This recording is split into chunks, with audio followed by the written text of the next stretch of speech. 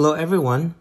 This video would focus on graphing sideways parabola or sleeping parabola in vertex form, and this is the first part. In this part, our value for A is 1 for this example, and in the next example, the value of A is -1.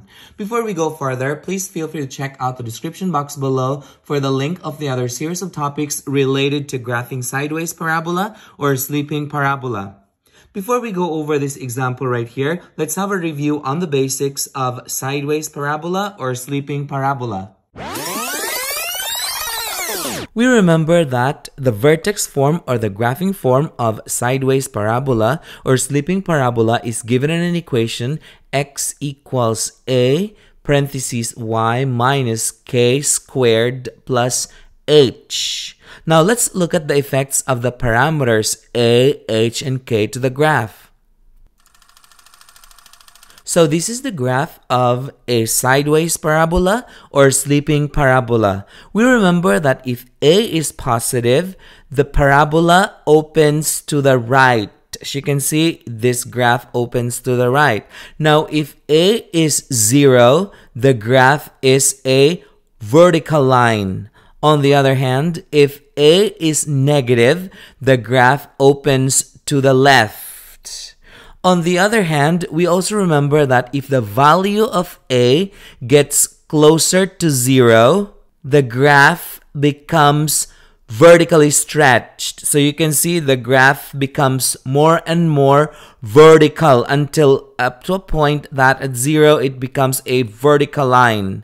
On the other hand as well, if we start from 10, then we go towards 0. We change the value of A towards 0. We can see that the graph again becomes vertically stretched. That means it becomes more and more vertical up to a point that it turns into a vertical line when A is 0. On the contrary, if the value of A gets farther from 0, so right now it's a vertical line. If we go farther from 0 towards the positive 10, the graph becomes horizontally compressed, meaning it becomes more and more horizontal in shape as we go farther from 0.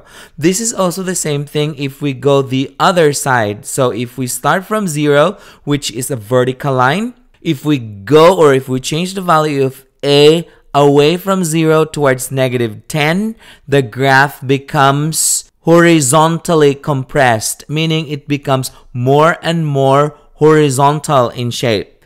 We also remember that the coordinate HK is the vertex of the graph, or we sometimes call this as the locator point. So this one right here is our locator point. Now we remember that the K is the parameter that translates the graph up or down, while the H is the parameter that translates the graph left or right. Okay, so we go over the problem here. The first step in order that we can sketch this graph right here is to determine the vertex or locator point. I'm going to go ahead and write that down here.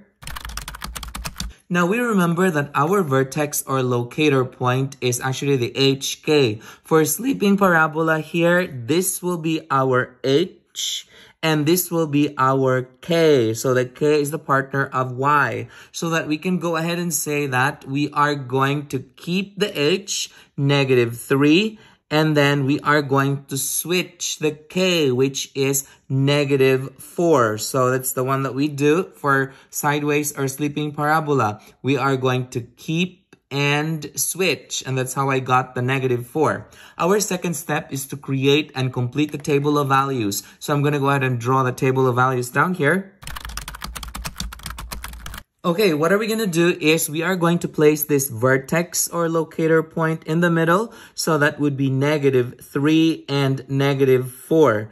Our next step is to determine the values of y, because we have the x here that's missing in the equation, so we keep this as missing as well, but we are going to determine the values of y. We finish it, so I can go ahead and write -5 here, and then -6. I go the other way, this would be -3 and -2. So what are we going to do next is we are going to plug these values of y into the equation so that we can solve for x. So I'm going to go ahead and show the work up here. So let's say, for example, we wanted the negative, y is negative 3. We wanted the x. So I'm going to go ahead and write that up here. Y equals negative 3. And we want to solve for x. So x equals, that would be, we copy the equation, that would be for y right there, plus 4 squared minus 3. So in placement of the y, we're going to put the negative 3. So this comes out, x equals negative 3 plus 4 is positive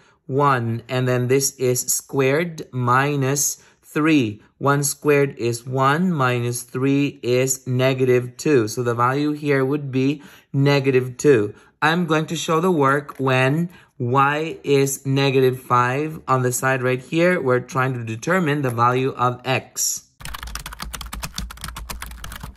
Okay, the value that we got when y is negative 5 is negative 2 because we have negative 5 plus 4 is negative 1. Negative 1 squared means negative 1 times negative 1 is a positive 1. So positive 1 minus 3 is negative 2. So what I would do is I will determine the value for x when y is negative 2 and x when y is negative 6 down here.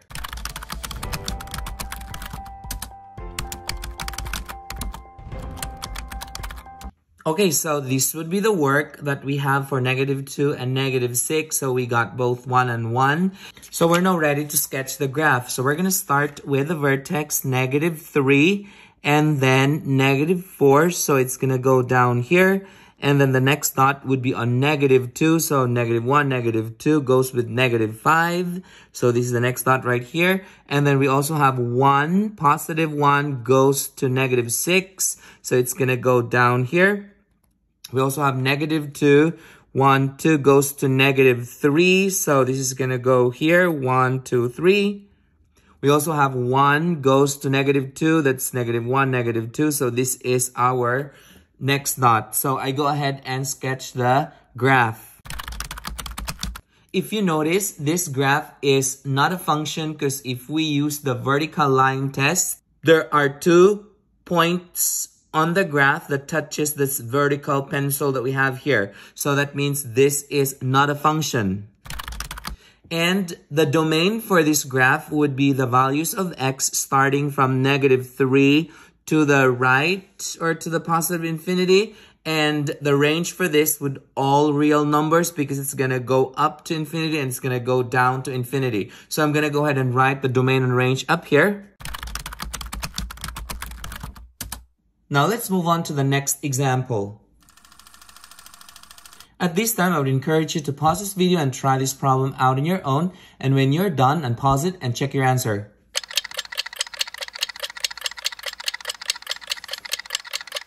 Okay, so we go over the problem here. Again, the first step is to determine the locator point. So I'm going to go ahead and write it down here. Our locator point or vertex would be the H and K. And we are going to keep the H, that would be 4. And we are going to switch the K, that would be 5. So this is where our vertex is going to sit. It's going to be on 4, 5. The next step is to create and complete the table of values. I'm going to go ahead and draw the table of values down here. Okay, we are going to complete the y value because the x here is by itself. So I go ahead and write 4 and then 3 and then I go 6 and 7 and we're solving for the x. So it's pretty much the same thing as the first one. What we do is we plug the value of y into the equation and solve for x. So I'm going to go ahead and show the work on the side right here.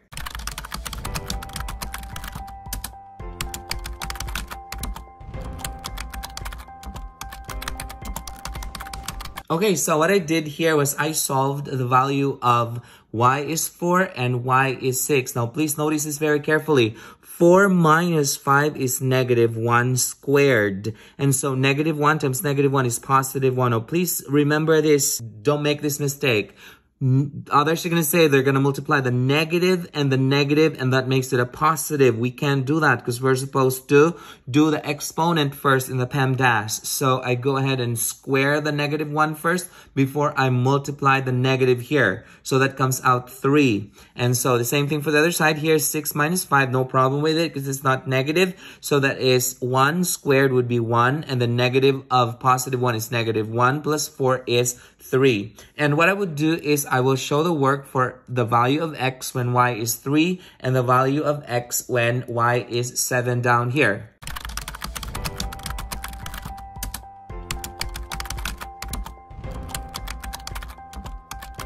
Okay, now again, please notice this very carefully. We have 3 minus 5 is -2. -2 squared is a +4. Negative of a +4 is -4. Plus 4 is 0, and it's also the same thing for the other side here. So the values that we have here would be 0 and 0. And so we're now ready to sketch the graph. So we start with 4, 5. That's going to be 1, 2, 3, 4. Then it goes all the way to 5. So this is our first dot. We have the next dot would be at 3, 4. So 1, 2, 3. 1, 2, 3, 4. So this is where it's going to sit.